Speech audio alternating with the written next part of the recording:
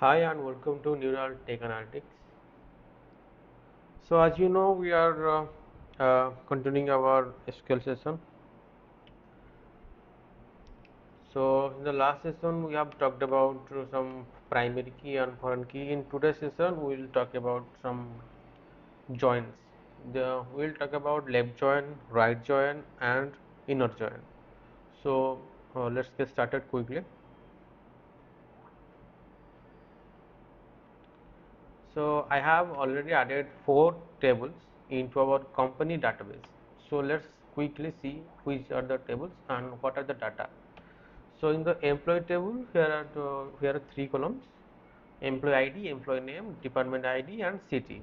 In the department table, we have department ID, department name, manager ID, and in the projects table, we have project ID, project name, department ID, budget. So you can see department ID is common in employee, in departments, in projects, and in salary table. We have only employee ID is common with employee, and I think no other options are available to join. So okay, so let's get started. So first we will see left join. In the left join session, what happens?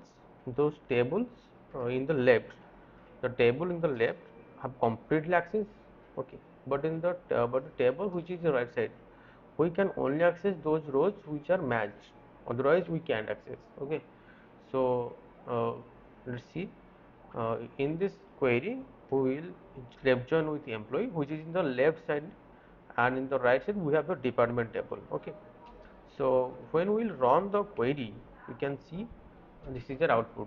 That means employee ID is from our employee table, and manager ID which is our department table which is in the right side. Okay, so this is the left join.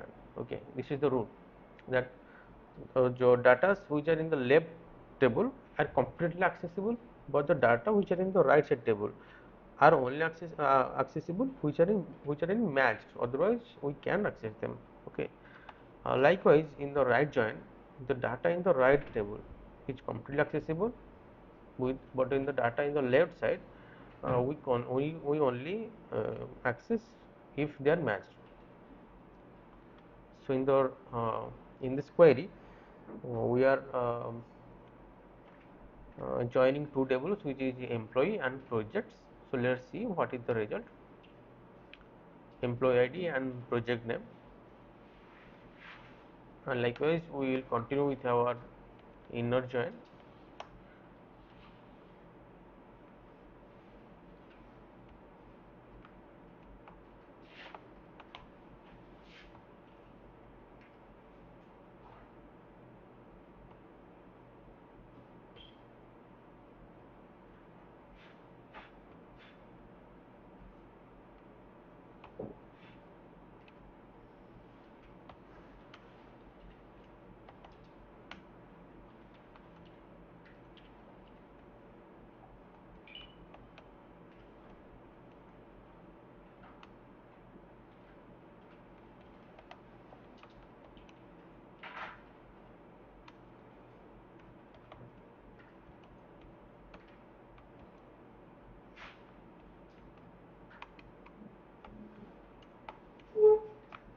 Employee ID equal to s dot.